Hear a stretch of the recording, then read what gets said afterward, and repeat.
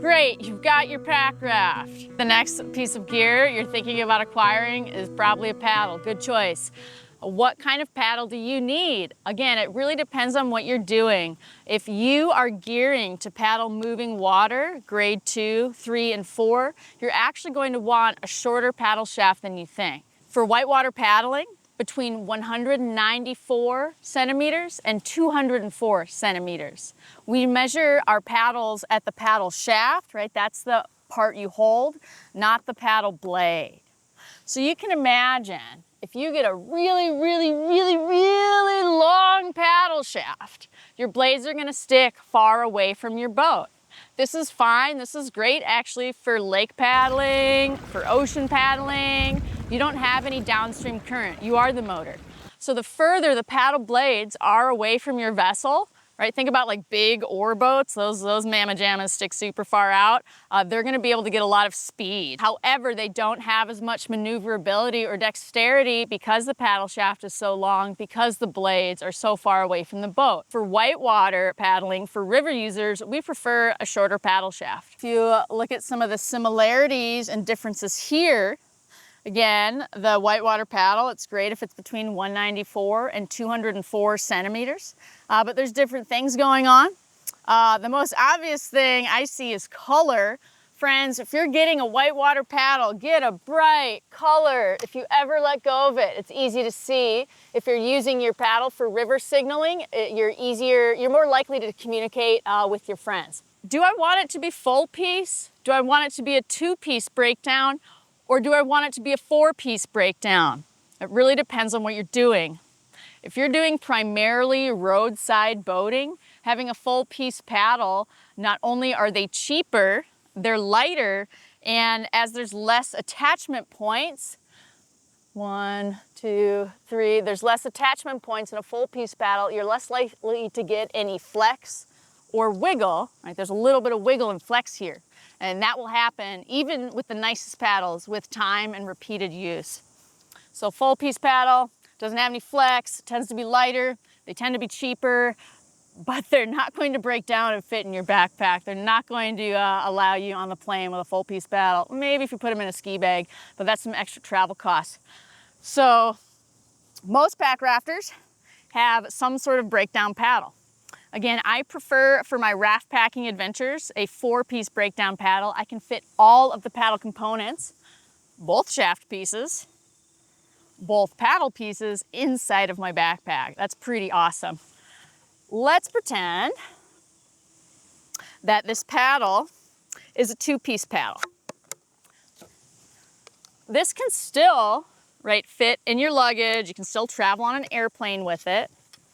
They're a little bit cheaper than 4-piece breakdowns, and you can still, now you might have some antlers on the side of your backpack, but this is sufficient for most people. But if you're doing long multi-day trips or you're gonna bash through some brush, go proper bushwhacking, this is like having skis attached to your backpack and it can feel incredibly annoying. So whether you get a 2-piece breakdown or a 4-piece breakdown depends on where you're going and what you're doing. There's a lot of makes and models of paddles out there. We've got some Werners and some Aquabounds and something from, I don't know, the 1500s, just kidding. I'll talk about that paddle in a moment. But some other differences and similarities we see. If you're using a whitewater paddle, I'm looking at the material of the paddle blade itself. So not just the color, I know I want it bright so I can be seen, but a lot of these, so check these out, there's not really any flex happening. Wow, these paddle blades are pretty durable, whereas this one has a lot of flex, it's just plastic. There's a lot of wonderful whitewater paddles out there that are plastic. They're gonna be heavier, they're going to have more flex, which means they're less likely to break or crack. There's often carbon fiber or fiberglass paddles with an epoxy finish. There's less flex. They're lighter, but they are a little bit more fragile. So if you bang a rock really hard, they're more likely to break. They also tend to be higher on the price point. The surface area of these paddles is pretty big. And I'm looking at my tiny hands compared to these big paddle blades. I don't have a sea kayak paddle here with me, but flat water and ocean paddling, right, they're dealing with a lot of wind, and they tend to have longer, narrower paddle blades. For whitewater, we want the power face, that's the front part of the paddle, to have a lot more purchase. So I want to be able to grab the water and move my vessel around more aggressively. Kind of an analogy you can think, if you're trying to like swim and you're just like swimming with your finger versus swimming with your whole hand versus swimming with a webbed hand, that's what your paddle's doing. So I like to have a large, wide power face. I like it to be brightly colored. And depending on the nature of water I'm paddling, you'll most often find me with some sort of carbon fiber, fiberglass with an epoxy resin. Other things folks get to navigate when they're buying a paddle, and this is a deeply personal preference. And I'm kind of getting into some body ergonomics here, but you'll notice, if you look at the blade on this paddle, this blue Ariel, it's flush.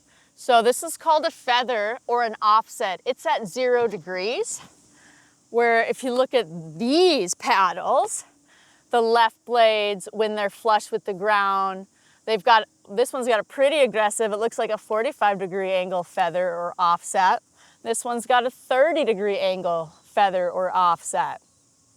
Well, which one do you need? I suggest, if you don't know what sort of paddle you need, rent one, borrow one, try what's out there. Or if you're buying a 2-piece or 4-piece paddle, buy a paddle that lets you adjust the offset anywhere between 0 and 30 degrees. I'm going to show you why. So my paddler's box, and this is I'm pretty short, this is a 197. I can go between 194 and 197 centimeters. So this is an appropriate paddle for me and my body height. My control hand, let's check this out. I'm going to put my paddle blade on top of my hand. I don't paddle like this with my paddle blade on top of my head. I'd like to show you this paddler's box. Whoa, the box just got really narrow. My shoulders are really vulnerable. The box just got really wide. My shoulders are really vulnerable. And whether I'm too narrow or too wide, I can't use my body and my skeletal structure as intelligently as if I was holding at about an 85 to 90 degree. So that's your paddler's box. I'm right-handed. So my right knuckles will be in a line with the top part of my right blade. And so with a 0-degree feather, I'll do that with my left hand as well.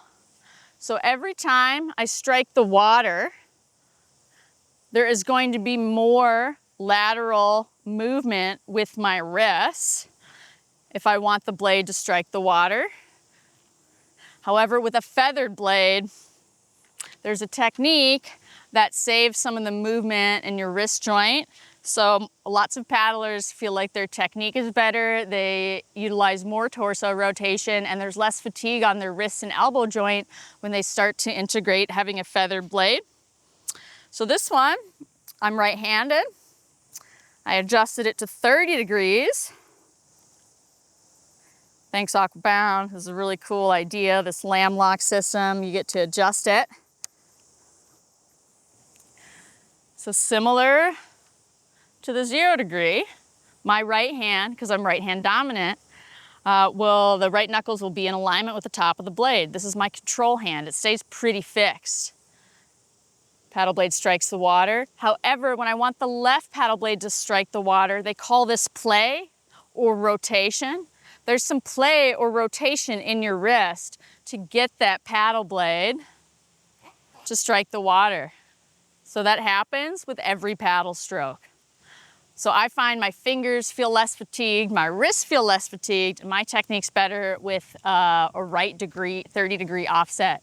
But if I wasn't using that rotation in the non-control hand, my paddle blade's actually going to slice, and it will not contact the water effectively and help my boat move. The length of the shaft, again, 194 to 204. Check manufacturer's instructions for your body height. But the actual diameter of the paddle shaft, some manufacturers make paddle shafts that are smaller in diameter. That's for smaller hands. I like those. I can use normal diameter paddle shafts. But having a more narrow one, again, it's less fatigue on the hand. But another point, you'll notice the shaft is very straight, and the one on the bottom has got some bend. So they say bent shaft or crankshaft. And that, again, is personal preference. For a lot of folks, it feels kind of weird having a bend in the paddle, but every time your paddle blade hits the water, there's a little bit less wrist movement. So a lot of folks having wrist problems, have been paddling for a long time, or coming into paddling with a pre-existing wrist injury, really prefer having some bend in their shaft to support their wrists. Some folks also find if they're rolling their whitewater pack rafts or rolling their kayaks, when they set up for their roll, right? And if you flip over and your hands move around, they've kind of got a point where their hands can find the paddle shaft, and then their roll is more effective and more successful. There's a lot of takeaways. There's a lot of new gear we get to purchase or borrow or look into getting. Whatever gear you get, take care of it and it will take care of you. Even if you're using your paddle every day, if it's a breakdown paddle, disassemble it before it dries. Ooh, this one's getting sticky. But the longer I keep the paddle constructed, if it dries, or if sand or glacial till or dirt gets in there or goes through lots of temperature variations, right? It gets hot, it gets cold, glacier water, it's wet, it gets dry. These attachment pieces function less effectively, and sometimes the paddles can actually just become stuck. And then you paid way too much money for a heavier weight, full piece paddle that can't break down anymore. Take your paddles apart before they dry.